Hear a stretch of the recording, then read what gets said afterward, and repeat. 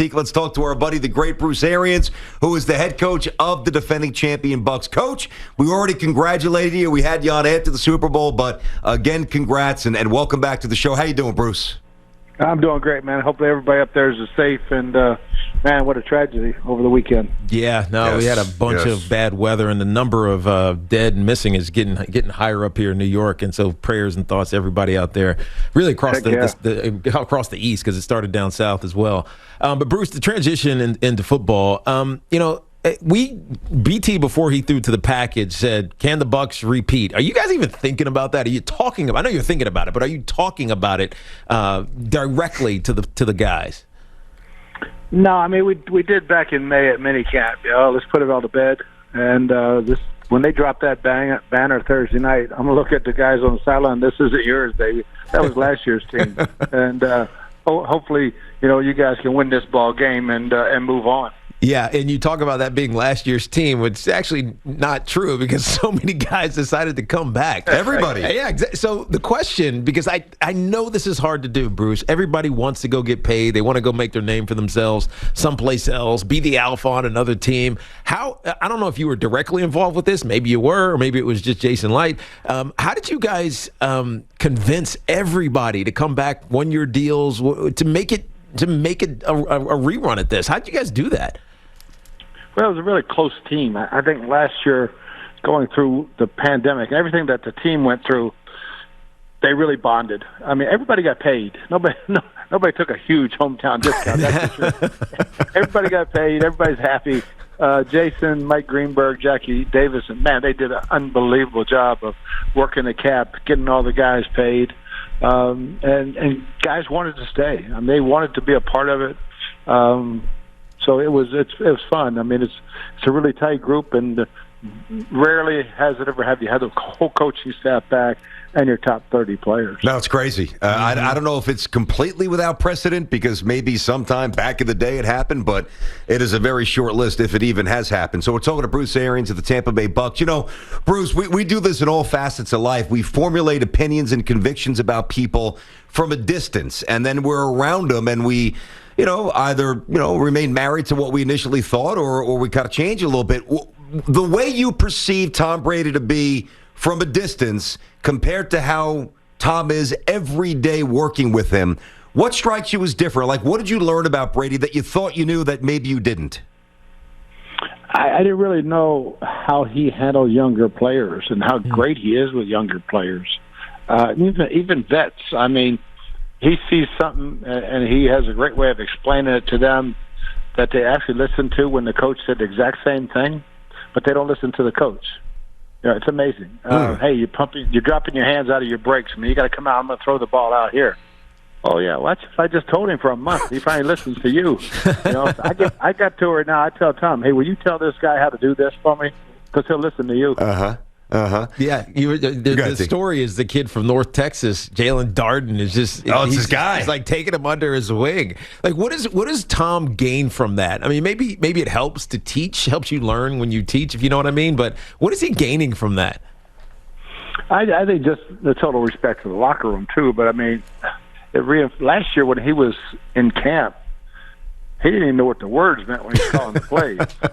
So it was really hard to be an extreme leader when you got to figure out what the hell you're doing first. And now it's like clockwork, and he knows everything about it. He knows he's so comfortable, so he can help these guys even more. But you knew the competitive spirit, you knew the fire, you've seen it on the field. But and he's an everyday guy in the locker room. He's just one of the guys. Yeah, he's one of the boys. Talking to Bucks head coach, of course, Bruce Arians, Super Bowl champs. Tiki and Tierney's 2 days rolling on. Tampa loaded again, Teak. Yeah, they are. And, we look at all of the talent on both sides of the ball here of Mike Evans and Chris Godwin, Antonio Brown for a full season. Ronald Jones is back in the backfield. That's just as Fournette. I mean, when you think about the problems of having too much talent, how do you address that? I know one of the issues with Antonio Brown was he was a me guy. It seems like that's changed. Where is the mentality of the skill position guys here? Is it all team all time, or is it, I need to get mine sometimes? It's all win. Whatever it takes to win. I mean, Mike Evans sets the tempo there. He's the most unselfish star I've ever been around. he just wants to win, and of course, getting him the ball helps win. Yeah. But nobody's like, hey, I got to have this. I got to have so many touches. Doing the script for the first 15 plays, I don't think about, hey, well, I have to get this guy a ball or he won't play any faster. It's nothing like that. And Tom does a great job of spreading the ball around. They know that, hey, if you bitch about it, you probably ain't going to get it. I gotcha. Bruce, Love that. Only Tom Brady can do that. And only Bruce can deliver it that way. That's right. The additional complexity here, getting ready for a Cowboys team to jumpstart the season coming up this week. Now, listen, Dak Prescott's skill set. His pros, the cons, the O-line's healthier. They got a lot of weapons and blah, blah, blah. But, Dak hasn't done anything really this summer. So are you fully expecting the Dallas offense to be full throttle humming? I mean, what's your expectations for Thursday? Yeah, everything we saw on tape before he got injured. I mean, they were rolling. Line was healthy. I mean, they're putting up crazy numbers, a lot of points, and that's who we're preparing for. And the defense back to what they used to be, the 4-3. The personnel fits the 4-3. Dan Quinn's a hell of a coach. They'll be simple. They'll be playing fast. So, yeah, that's the team we're getting ready for. Coach, one of the things that's taken over this offseason is the vaccination status of teams. We know that you guys are 100% vaccinated. I know Ndamukong Suh is on the COVID list, but he's vaccinated, so it shortens the time. As you guys, went about this offseason, I know a lot of coaches had the exact same issues that you did talking to players about this. How important or how much did you emphasize on these guys getting vaccinated just so they're available, right? I think that's the biggest issue with the NFL. If you get COVID, you're done for a while. And if you expose anybody else and they're not vaccinated, they're also done for a minute. Yeah, I think the guys that saw family members get really, really sick last year, that helped. Knowing that you could still get it, but it's just going to be like a cold. Mm-hmm. It's not going to be that bad virus that's killing people. And, as a teammate, you do it for your teammates. We've educated our guys. We had about 5 or 6 guys that just they needed more education, so we gave them all the education we probably could, and it just make a decision based on how you feel. And for us, was it peer pressure? I don't know, but it was like our goal was to be 100%. Yeah. And we hit that goal. So our entire organization is 100%. I think it's the only team that is 100%, right? No, there's a bunch of others that are, Falcons are 100% too as well. Bruce, I almost feel like it's a disservice because when we talk about the Bucs and we obviously gravitate to Tom Brady, who's, an icon of sport forever, I think we kind of maybe missed something with you inadvertently because we laud Tom for his focus and even into his almost mid-40s. But, you've been doing this a long time as well. It could have been very easy for you to exhale. And don't get me wrong, we know you're still, having some drinks and playing golf, man. We know what Bruce Arians got to do. But, how did Bruce Arians maintain that killer instinct, the focus, after you won the Super Bowl? I mean, is it automatically there? It really is. I mean, it was, just talking to Tom days after, he's like, hey, we got to get ready for next year. Man. And he's been through it so many times. I mean, he's set that way. Now, the rest of the guys, I say, hey, look, I don't want to, if you're a vet, you're one of those 30 players we talked about, I don't want to see you in OTAs. Yeah. Mm-hmm. See you at minicamp. We brought in the other 40, 50 young guys, practiced them the whole time, built some depth.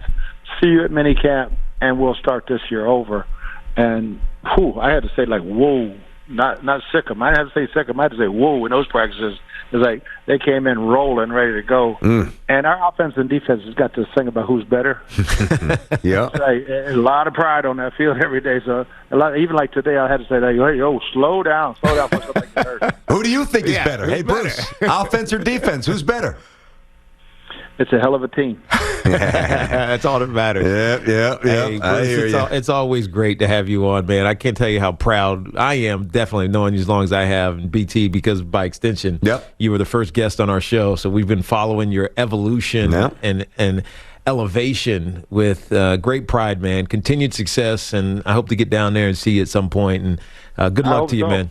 Good luck to you. Bring Mom with you. I will. My pops actually said he was going to come down. He's got a conference down there. He said he was going to come see you. He's going to come see you, too. That'd be great. Yeah, that'd be awesome. Man, that'd be dangerous. Get those two back together. Thanks a lot, Coach. Take care, All right, Coach. brother. Thank you, guys. Later, man. Bruce Arians playing on Thursday. I mean, it's going to be a hell of a game. Yeah, it is. I mean, Dallas's defense probably going to get carved up, you would imagine. Yeah, I mean, well, I got to tell you, if Dallas wants to be a contender, they're going to get tested right away. Could have been a contender, Rack. Yeah, but we got the crap beat out of it. That defense sucks. Thanks for watching. Make sure you like and subscribe, and don't forget to hit that bell to be notified when we drop fresh content.